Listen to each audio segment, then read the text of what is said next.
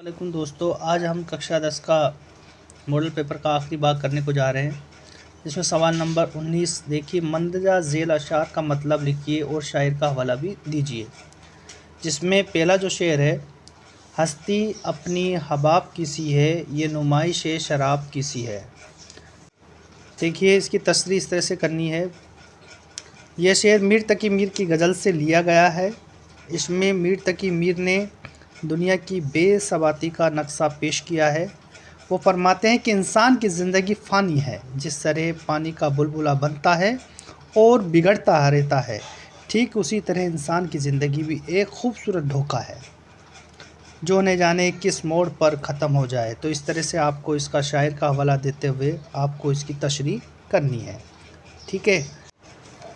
अगला सवाल देखिए, इसमें अगला जो शेर देखिए, लाई हयात आई आए फ़ज़ा ले चली चले, अपनी खुशी से न आए न अपनी खुशी चले। तो देखिए इसका मतलब देखिए, शायर असनाफ़ का हवाला। ये शेर उर्दू के मशहूर शायर शेख इब्राहिम जोग की गज़ल से लिया गया है। इसमें शायर ने दुनिया की हकीकत को खूबसूरत अंदाज में बयान किया है। फिर इसकी तशरीह आपको लिखनी है। जोग इस शेर में फरमाते हैं कि ज़िंदगी हमें इस दुनिया में लाई है, हम आ गए हैं, और मौत हमें इस दुनिया से वापस लेकर जा रही है, इसलिए हम वापस जा रहे हैं। सच तो ये कि हमने कोई अपनी मर्ज़ी से इस दुनिया में आए थे, न ही अपनी मर्ज़ी से इस दुनिया में जा रहे हैं। हकीकत तो ये कि इंसानी ज़िंदगी एक फ़ानी है और इसका जो मुख्तियार है, अल्लाह के हाथ में इसका मुख्तियार है। कोई इंसान कब आता है, कोई इंसान कब जाता है, सिर्फ़ खुदा के हुक्म से होता है। इसके हुक्म से ही हम आते हैं और उसी के हुक्म से हम इस दुनिया से जाते हैं, ठीक है। अगला शेर देखिए, शेर नंबर 3 देखिए आप। आगे आती थी हाले दिल पर हंसी, अब हंसी किसी बात पर नहीं आती। तो इसकी तशरीह देखिए। गालिब इस शेर में फरमाते हैं कि पहले तो हमें अपने दिल, जो कि मोहब्बत की वजह से मजबूर था, उस मोहब्बत की वजह से इसकी हालत पर हंसी आती थी, मगर अब हालात इतने बदल गए हैं कि अब हमें किसी बात पर भी हंसी नहीं आती है, और ये हालात मोहब्बत की वजह से होती है। ये हालत जो होती है मोहब्बत की वजह से होती है। मोहब्बत का रोग ऐसा रोग है जिसमें पढ़कर इंसान सुध बुध सब खो बैठता है, ठीक है। तो अगला शेर देखिए, चौथा शेर देखिए। हो उम्र खिज़्र भी तो कहेंगे बेवक्त मर्ग, हम क्या रहें यहाँ अभी आए अभी चले। इसकी तशरीह देखिए। इस शेर में शायर जोग फरमाते हैं कि अगर खुदा हमें खिज़्र जैसी लंबी उम्र भी अता कर देता तो भी हम मौत के वक्त हम यही कहते कि हमें मोहल्लत नहीं मिली, हम तो अभी इस दुनिया में आए थे और अभी इस दुनिया से चल दिए। इसमें शायर ने दुनियावी मोहब्बत का ज़िक्र किया है। इस शेर में शायर ने तलमी का इस्तेमाल किया है। तलमी उस शेर को कहते हैं, उस सिनफ़ को कहते हैं जिसमें कोई कुरानी किस्सा या कोई किसी तरह का वाक़या का बयान किया जाए, उसे तलमी कहते हैं, ठीक है। इसी 19 सवाल में अथवा में जो सवाल रहेगा या में, यानी कि आपको या तो इन शेरों की तशरीह करनी है या फिर एक नज़म की आपको इसमें तशरीह करनी है जो बन दिया गया है।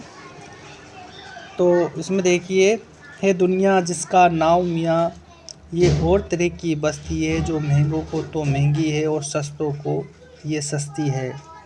यहाँ हरदम झगड़े उठते हैं, हर आन अदालत बस्ती है। गरम मस्त करे तो मस्ती है और पस्त करे तो पस्ती है। कुछ देर नहीं अंधेर नहीं, इंसाफ अदल परस्ती है। इस हाथ करो उस हाथ मिले, यह सौदा दस्त बस्ती है। तो आपको इसकी तशरीह करनी है शायर और असनाफ़ का हवाला। सबसे पहले हम शायर और असनाफ़ का हवाला देंगे। ये बंद हमारे निसाब में शामिल नज़म नेकी और बदी से लिया गया है।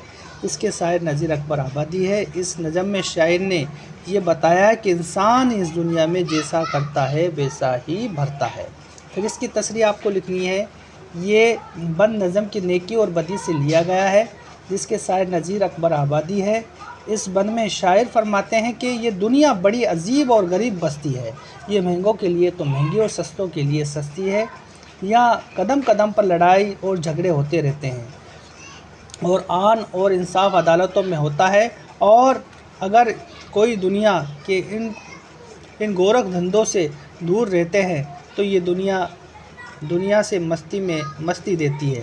اگر دنیا کی برائیوں میں ملوث اور برائی ملتی ہے، یہاں دیر ہو سکتی ہے لیکن اندھیرا نہیں ہے، یہاں ہر ایک کو اپنے کیے کا پھل ملتا ہے، یعنی جیسا کرتا ہے ویسا بھی بھرتا ہے، یہ ایک ایسا نغز سودا ہے جس کا بدلہ ہاتھوں ہاتھ مل جاتا ہے۔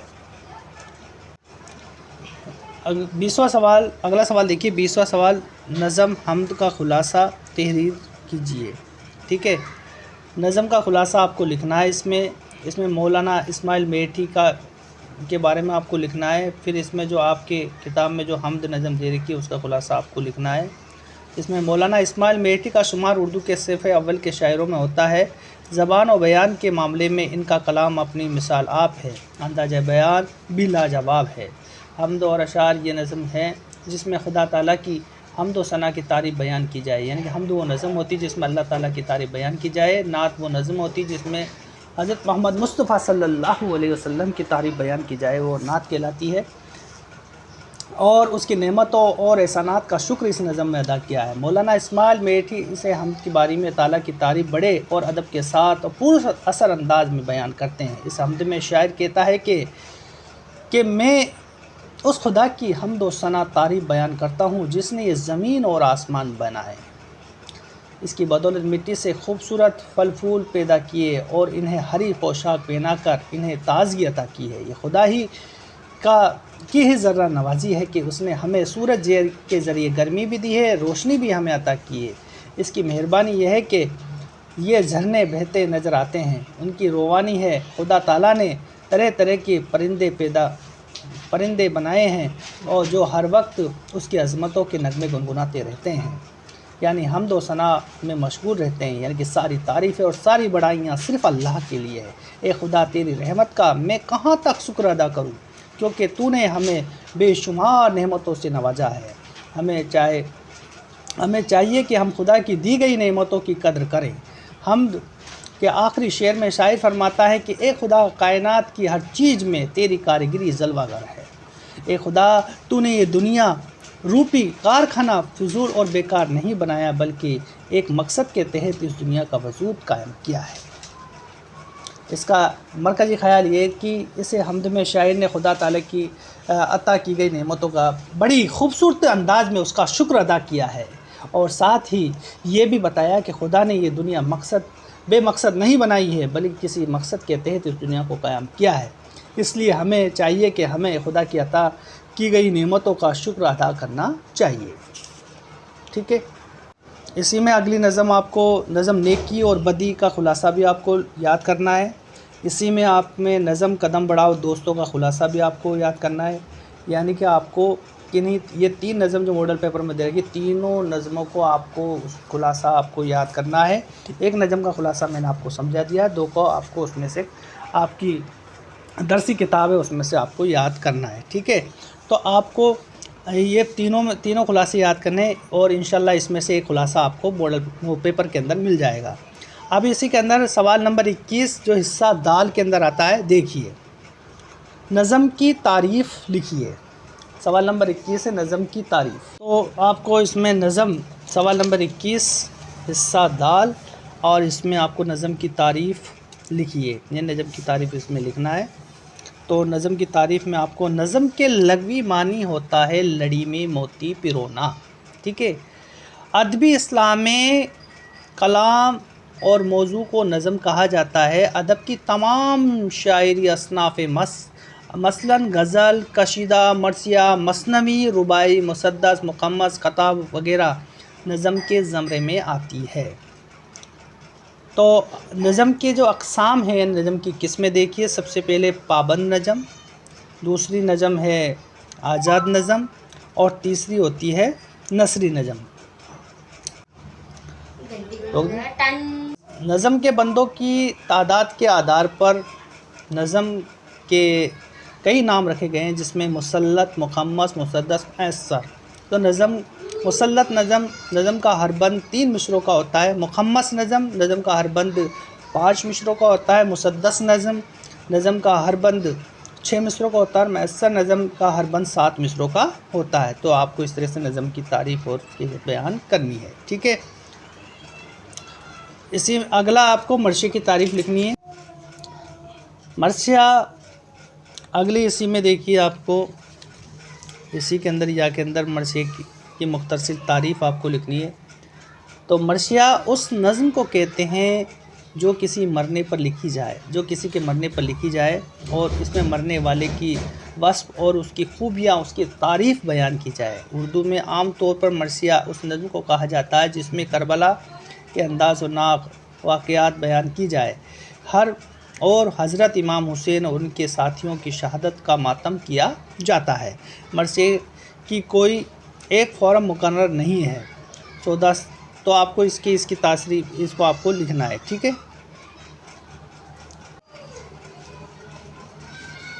फ़र्ज़ सवाल नंबर 22 देखिए, फ़र्ज़ कीजिए आपका नाम ज़ैद है और आपको गवर्नमेंट सेकेंडरी स्कूल में जयपुर में पढ़ते हैं। स्कूल के हेडमास्टर साहब को 2 दिन की छुट्टी के लिए आपको दरख्वास्त लिखनी है और इसी में आपको एक टीसी पर भी आपको एक एप्लीकेशन लिखनी है। यानी कि आपको 2 दरख्वास्त याद करनी है, एक तो टीसी पर और एक छुट्टी पर। यानी कि 2 दिन की छुट्टी के लिए आपको दरख्वास्त लिखनी है और एक टीसी पर आपको एक दरख्वास्त आपको याद करनी है। तो इसी में आपको एक खत और याद करना है। अपने दोस्त को 10वीं जमात में अव्वल आने पर एक मुबारकबाद खत भी आपको याद करना है। सवाल नंबर 23 जो रहेगा, आखिरी सवाल रहेगा। मंदरजा उन्वानात में से किसी एक उन्वान पर अब मुख्तसर सा मजमून आपको लिखना है, जिसमें तालीम नस्वा, ईद उल फित्र और रेल का सफ़र, ताजमहल और हमारा स्कूल। इसमें 5 मजमून दे रखे हैं, 5 आपको याद करने हैं। इस तरह से हमारा ये मॉडल पेपर पूरा होता है।